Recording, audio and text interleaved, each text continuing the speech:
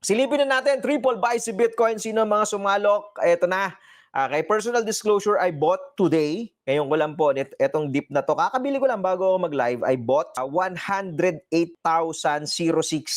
Okay, yan yung abang natin. Bakit ako bumili? Kasi nandyan po yung triple buy signal. Okay, so may triple buy signal eh. Yan, bumili tayo kanina lang, alright? Kasi meron tayong triple buy signal. So yan po yung, ito yung swing trade portfolio natin ha. Ibebenta rin po natin to. Hindi pa ito yung bodega portfolio natin. So bakit po tayo bumili? Ano ba yung triple buy, Tito? Simple lang, mga titos and titas. Kung meron kayo ng TIPAY at gumagamit kayo ng TIPAY trading system natin, TIPAY trading system is a trend following system with buy the dip setup. Dito sa system na to, naiiwasan natin mag-catch ng falling knife. Okay? Ano po yung falling knife? Yung pagka bumabagsak, di ba, napapaaga ka ng bili. Yung nandito pa lang yung tulo, okay, nasa support dito. Ayan, support 118. Ito, SR flip area po ito eh. Ano? Dito, ayan. Naku, sige, nandiyan pa lang, SR flip area pa lang, bumibili ka na. Okay? So tayo, because of TIPAY, naiiwasan natin bumili habang bumabagsak. Ang gusto natin, makita muna na exhausted na yung mga bears. Paano natin nakikita yon? Yan pong mga green dots. Diba? Nung nandito po yung price, sabi ko, wala pa signal. Kulang pa. So what happened? Ayun, bumaba po yung price. So nakita natin, exhausted na yung mga bears, and then we saw ito pong candle na to. This is the Sunday candle. Yan po. No? This one, it overpowered the previous red candle. Ito po. Yung body nitong candle na to, guhitan natin ha. Baba ko to. Yan. Yung body ng candle na yan, in-overpower niya eh.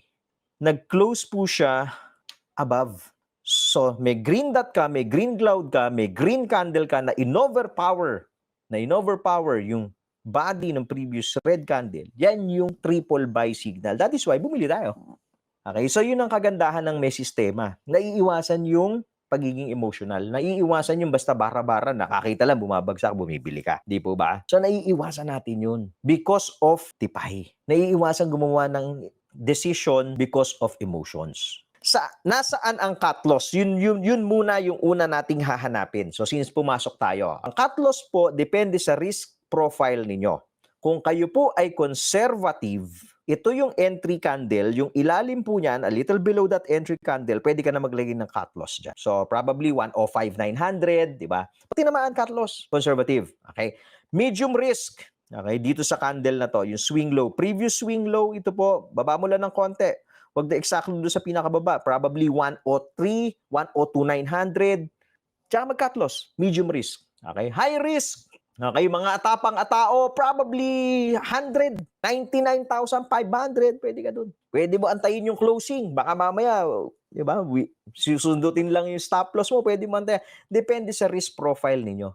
So ngayon, pumasok ka, alam mo na may exit ka. Pag mali ka, cut loss. Depende sa risk profile mo. Ngayon, pag hindi po tinamaan yan, you can run your profit. Pwede kang mag-antay ng red dot. Okay? Kita niyo po ito, no? Green dot to, tapos nung umakyat, nag-antay tayo ng red dot, doon tayo nagbenta nung may red candle na. So pag may lumabas na red dot at red candle, pwede ka na magbenta. Take profit ka na. Kasi nakabili ka naman sa ilalim eh.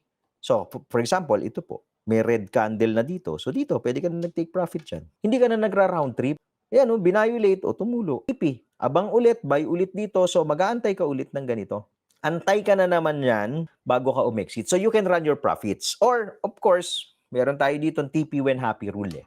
Okay, so kung gusto mo na umexit, let's say dito sa area na to, 117, 118, SR flip area, feeling mo, happy ka na dyan sa profit na yan, or even dito, sa previous swing high, 116, di ba? You bought at 108, you sold at 116. Pwede na rin. Pwede na rin. Okay, so yun yung kagandahan ng TIPAY.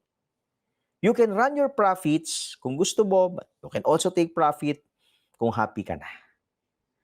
But what's important is two things, no, if you're using TIPAY. You don't buy when there's no setup. Iwas mo na yung bara-bara pasok. Okay, you don't buy when there's no setup. Number two, okay, you identify your stop loss area agad-agad. Depende sa risk tolerance level mo. Number three, decide whether You're going to run your profits or you'll take your profits when you're happy. Simple. Right? So pinasimple na natin yung trading because of Tipay.